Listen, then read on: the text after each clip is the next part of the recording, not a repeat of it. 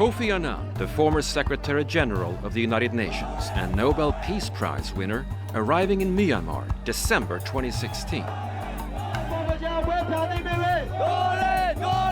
These people say he should just go home.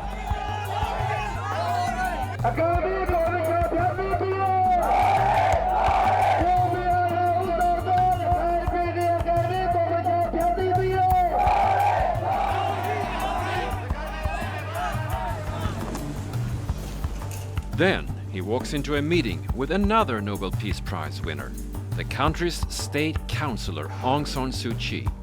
The purpose? To find a solution to long simmering tension and violence between Buddhists and Muslims in the country's western state, Rakhine.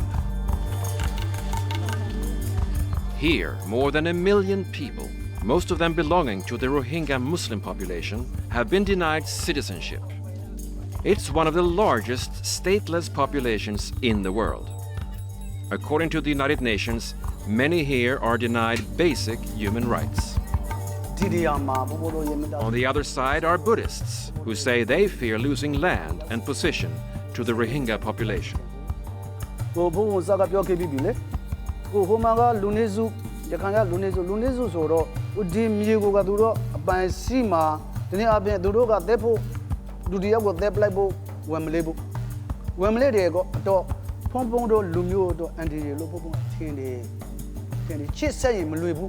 We are in this country before 1948.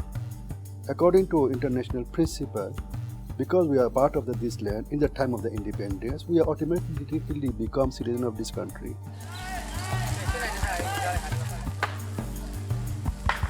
Since 2012, hundreds have been killed, thousands have seen their houses set on fire. 100,000 people, Muslims and Buddhists, displaced in violence between the two groups. Many Rohingya have reportedly been abused and raped by the police and army and denied access to healthcare, food and work. Today on Talk to Al Jazeera, we visit both sides as the search for a solution continues. And the stakes are high. Not only is the reputation of 2 Nobel Peace Prize winners hanging in the balance, but, and more importantly, the possibility of finding a peaceful future in one of the most ethnically complex countries in the world.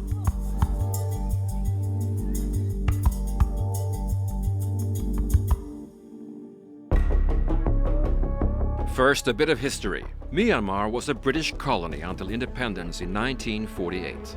The man considered the father of the nation was Aung San Suu Kyi's father, General Aung San. He founded an armed group that was later transformed into the nation's army, but he was assassinated shortly before independence. After an initial period with a parliamentary system, the military staged a coup in 1962 and stayed in power until the military leadership gave way to elections in 2010. Aung San Suu Kyi, who had led a campaign against the military, was elected to parliament 2 years later. And when her party won a majority in 2015, she was named state chancellor, and thereby solidly becoming the leading member of the new government. Meanwhile, the Rohingya, throughout this period, they were living primarily in the western state of Rakhine. But unlike many other ethnic groups, and there are hundreds of them, they were never considered part of the Myanmar population. They were frequently denied the right to participate in elections. They were not granted citizenship. Many considered them to be from Bangladesh. They often endured physical abuse, hardship, and discrimination. Rohingya are not illegal immigrants because Rohingya not came in this country after the independence. Rohingya living here before the independence of this country. That's why we are the indigenous citizen of this country. If someone says Rohingya are illegal or they say Bengali, so Bangladesh become independent country in 1971. Before there was the East Pakistan. Okay? If they say that is a Pakistani, I think it makes a sense. If they say is a Bengali, it doesn't make a sense. And if they say is a illegal immigrants, Bengali, that means the Rohingya came in this country after 1971. I think which is wrong. Internationally, the Rohingya are often called the most persecuted people on earth right now. What do you think of that? Of course, Rohingya are most persecuted because Rohingya lost their all rights in this country, and then more than 1 million Rohingya people living other country as a stateless, and even the people inside this country, they are also become stateless because government not recognize their citizenship, they are revoked their citizenship, and that they revoke their voting rights. So Rohingya even doesn't have access to the justice in Rakhine State. So that's why we can say is yes, we are the most discriminated people and the most persecuted minority in this world. You said you want to have a dialogue, right? Talk with the government about the future. The government so far doesn't even say the word Rohingya. So how is that possible, and how important is the word Rohingya, the term, for you? I think is a two party talk together, there could be possibility of some solution. Because till so far we are unable to talk directly with the government. So once we sit together with the democratic government, maybe we will find some solution according to principle, according to human respect. You say that discrimination and persecution of the Rohingya people in Myanmar has been going on for 50 years. Do you still have hope that this government of Aung San Suu Kyi will re-establish the citizen rights of the Rohingya people?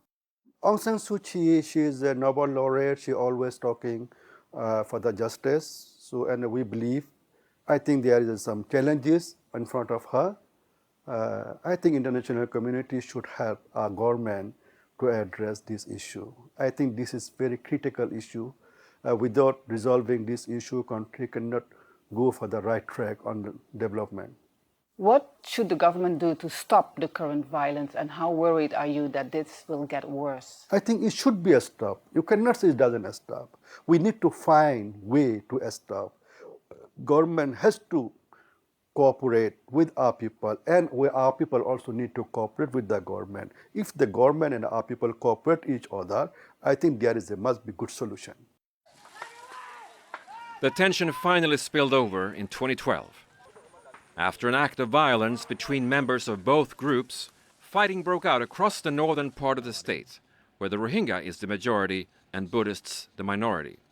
Hundreds were killed, villages burned down, around 100,000 displaced, many still living in camps until this day. Then, in October last year, another serious incident. This time in the town of Mongdo, close to the border with Bangladesh. 9 policemen were killed in an attack, and the authorities blamed armed Rohingya. Although Aung San Suu Kyi asked for calm, the backlash was violent. Army moved in, and scores of Rohingya were attacked or abused. More houses set on fire. At least 80 people were killed, according to reports. The government has said that there's a group of extremists, of militants, who are behind the attacks of October 9, and they even call them terrorists, with help from abroad. Do you think that that is true? One thing, we don't encourage any kind of insurgents. We don't encourage any kind of terrorism. And even all the Rohingya, they are peace-loving people. They will not encourage these things. So we want peace, and we want to live with harmony. Although the Buddhists comprise the largest religious community in the country, 90% are Buddhists, 4% are Muslim, 4% are Christian, and 2% are Hindus. Here in the northern part of Rakhine, the Buddhists are in fact the minority. And they are now saying that they are under threat. During the violence in 2012, many of the Buddhists were also displaced. And many of them are still, 5 years later, living in camps.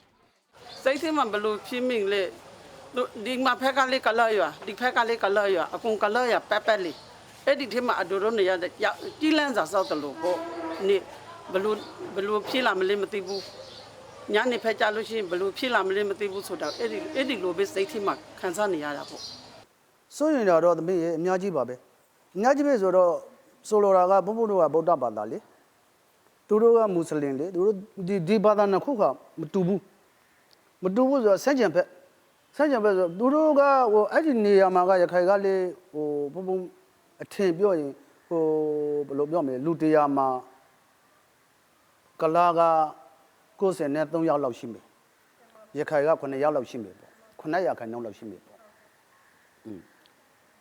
ဆိုတော့အဲ့ဒီမြေကဘုံဘုံတို့ရခိုင်လူမျိုးပိုင်တဲ့မြေသူတို့ကလူဦးရေတိုးလာတဲ့အခါကျတော့များလာတဲ့အခါကျတော့ဒီလူတွေဟာနေလို့မရတော့ဘူးနေလို့မရတော့ဘူးနေလို့မရတော့တဲ့ဟာအခြေအနေတစ်ခုကိုဘုံဘုံတို့စိုးရင်တယ်ဘုံဘုံတို့ပိုင်ဆိုင်တဲ့မြေတစ်ခုကိုသူများကိုပေးရမှာလေဘုံဘုံတို့မလိုလားဘူးနော်မလိုလားဘူးအခုကကလားတွေကဟိုရိုးရိုးသားသားဒီလိုပဲကိုဟာကိုကျိုးကျိုးကြားကြားနဲ့ဟိုရိုးသားဆိုတာလှုပ်ရှားနေမယ်ဆိုရင်တော့ဘုံဘုံတို့ပြောစရာမရှိဘူးအခုကမြေကိုအပိုက်စီလာတာတဲ့ဒီနေ့အပြင်ဟိုလူတွေကခိုင်းနေလူနေစုကိုသူတို့ဟိုအပွားစီလောက်လာတာတဲ့အဲ့ဒါလေဘုပ္ပတို့ကဟိုဘင်္ဂလားဒေ့ရှ်နဲ့မြန်မာနိုင်ငံကဟိုတော်တော်လေးနှီးတယ်နော်အဲ့တော်တော်လေးနှီးတယ်ခါကြတော့ဟိုဘက်ကဒီဘက်ကိုကုလာဖို့လေလွယ်တယ်မေးအဲ့လွယ်တဲ့ခါကြတော့ဟိုတခြားကဟိုဘယ်လိုပြောမလဲနိုင်ငံအဖွဲ့ဟိုမွတ်စလင်အဖွဲ့အစည်းတစ်ခုကဒီနာကိုဝင်လာတယ်ဆိုတာဘုပ္ပတို့ကိုယ်စီ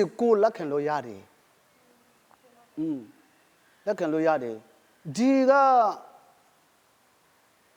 လူတွေလေးပါမယ်နော်ဒီကလူနေတဲ့ဒီကလူတွေနဲ့ရောတော့တဲ့အခါကျတော့ဒီကလူတွေလေးဟိုအမေရောစုခံလိုက်ရတာပေါ့အဲ့လိုလေးဖြစ်နေတယ်ဘုံဘုံတို့ကတော့ကဟိုလုံလုံချုံချုံဆိုတစ်ခုအနေနဲ့ဟိုလုံလုံချုံချုံတော့ကထပ်ပေးစေချင်တယ်အဲ့ဒီနေရာမှာဟိုဘုံပြောချင်တာကအစိုးရအနေနဲ့လုံချုံအောင်နောက်တစ်ခုပြောချင်တာကဟိုဘယ်လိုပြောမလဲဟိုလက်ပလက်ယူမဟုတ်ပေးနဲ့တကယ်မှန်မှန်ကန်ပေါ့အဲ့လိုလုံးစီချင်တယ်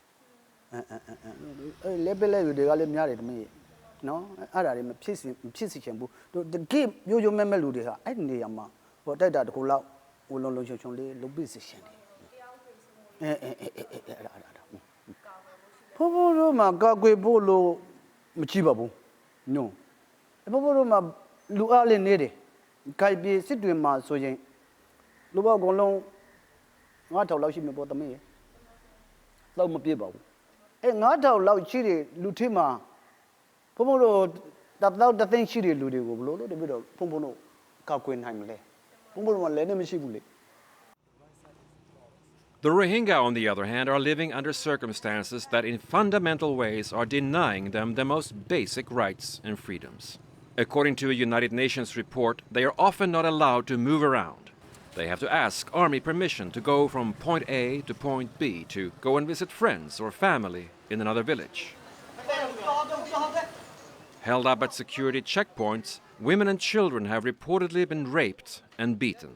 Men and women are often denied the right to go to school or work in certain professions, thereby taking away their ability to live an independent life and provide for themselves and their families. The army says they are simply trying to maintain order and security. It's difficult to independently confirm what's happening here. International media is restricted in gaining access to the area. But when Kofi Annan traveled to the camps, and on another couple of occasions, we were able to meet directly with the people who live here.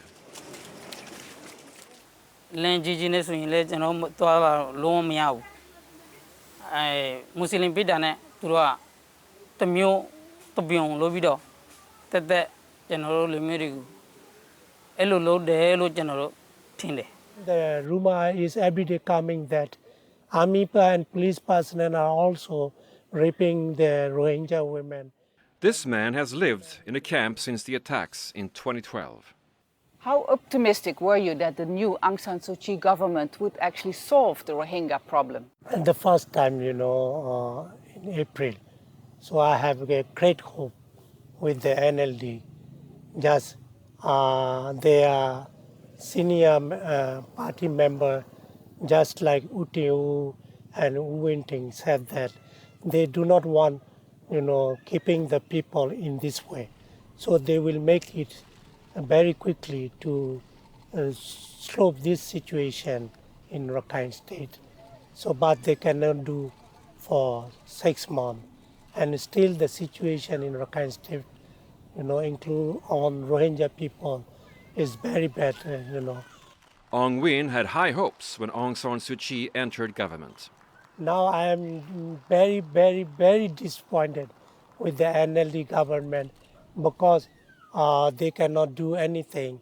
Just one thing is that they appointed the UN Secretary General Kofi Annan Commission, but we have to wait another 1 year. After their report, I think they can do according with the report or not. I'm not sure. So I am very disappointed with the, Aung San Suu Kyi. So we are the human people, We are the citizen of this country. So we have kept, here for nearly 5 years. So that is not the activity of the human. So, and then we want to solve this problem quickly. For that reason, I want to ask the NLD government that to solve it quickly without listening other community advice or other community, demand. So just she has the power. She can do everything, But we do not. Here, I want to say that we were internationally recognized that we are the Rohingya people. So I do not want to demand NLD to call us Rohingya. Just I want human rights, just freedom of movement, healthcare, and education. For nearly 5 years, we were stopped access to the university, very close from our area. So we cannot, attend the university. So my people are becoming illiterate. So, and according with the UN Human Rights Declaration, so every person must has the right to access for education. So that is no need citizen or foreigner or illegal immigrant. Every person can get to access to education, but we have no assessment to the university. What, according to you, is the main reason that the NLD government and Aung San Suu Kyi is not doing much for the Rohingya right now? Is it because she has a lack of power, or what do you think? So it's that, NLD has, just you can say, just 50% of the cabinet power. Another 50% of cabinet power is holding by the army. So, and then when he wants to use his power on Rakhine State issue, there is some, disappointment from the Rakhine side and army side. So she cannot do well.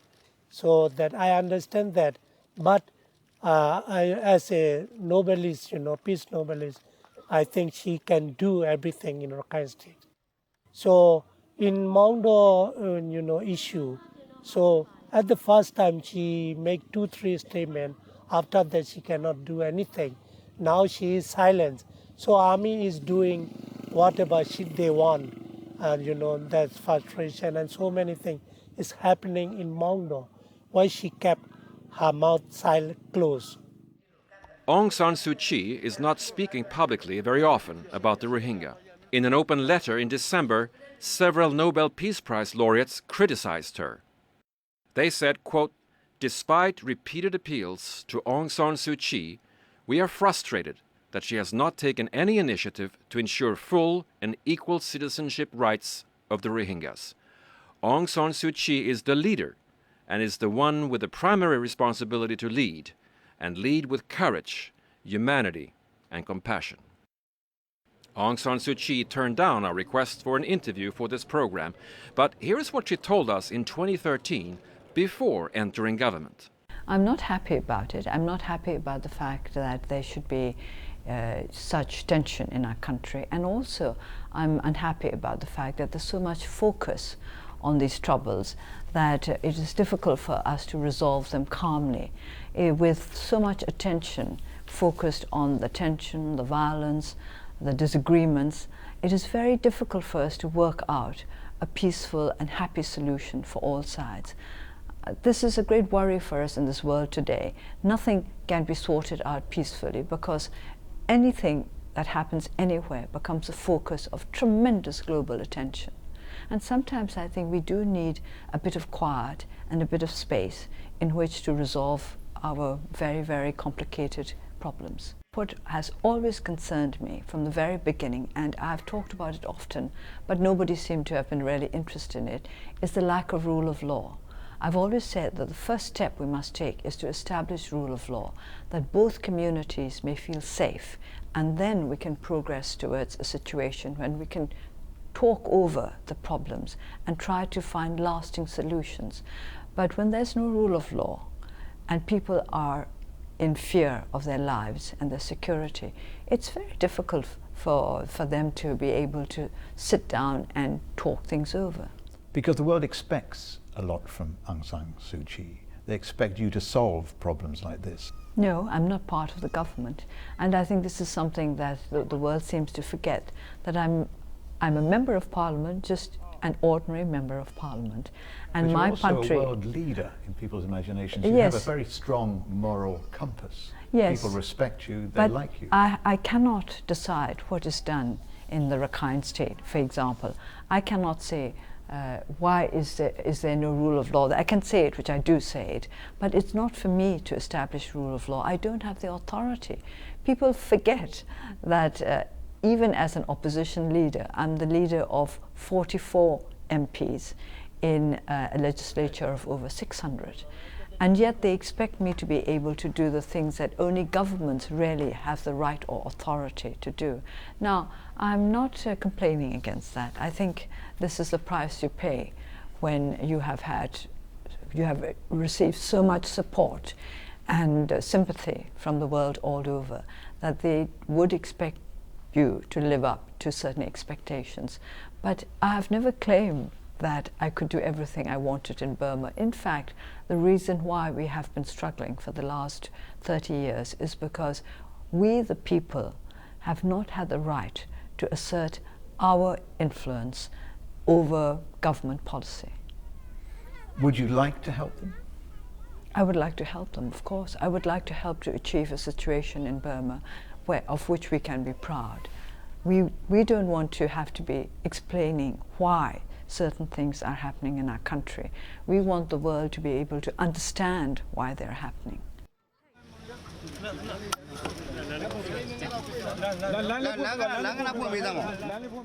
So, will the mediation effort by Kofi Annan eventually be successful?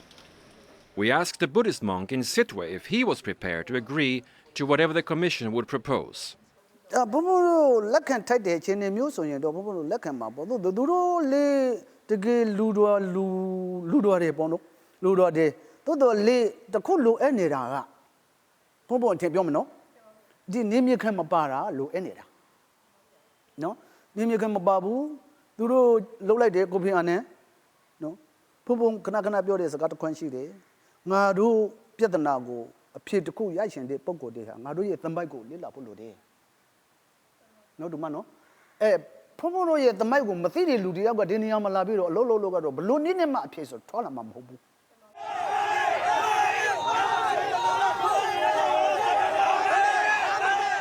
But others were less welcoming of Kofi Annan's efforts.